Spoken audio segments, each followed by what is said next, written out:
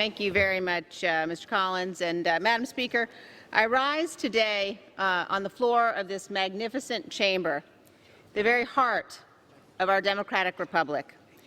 And I would imagine, Madam Speaker, that every one of us in this chamber, regardless of party, understands, shares a common view that being citizens of this great republic is among life's most tremendous blessings.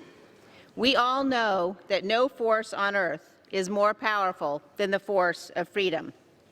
It is our miraculous constitutional system, Madam Speaker, defended by our men and women in uniform, that has safeguarded that freedom for 230 years. Each one of us in this chamber bears a sacred duty, passed down to us through generations and affirmed in our oath of office, to preserve and protect our Constitution. Madam Speaker, our nation's framers recognized that this republic is fragile and that extreme partisanship can be among the most severe threats to its survival.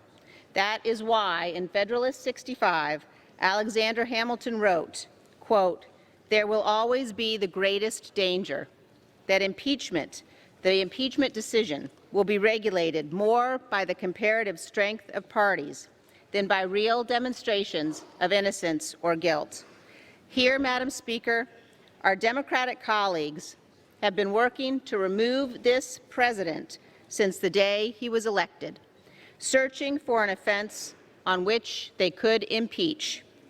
Failing to find one, Madam Speaker, they have decided to assume one. Rather than attempting to enforce their subpoenas in court, they have also decided to declare it a high crime and misdemeanor when the President of the United States asserts his constitutional privileges. The Democrats are asking members of this body to impeach, despite the fact that they have presented no direct evidence of any impeachable offense. Let me say it one more time, Madam Speaker. They have presented no direct evidence of any impeachable offense. If anyone in this chamber still believes the Democrats have proven their case, I would urge those members to ask the chairman of the Intelligence Committee, Mr. Schiff, why he failed to appear to answer questions about his report. Before members vote for impeachment, they might want to know why the author of the impeachment report will not defend it under questioning.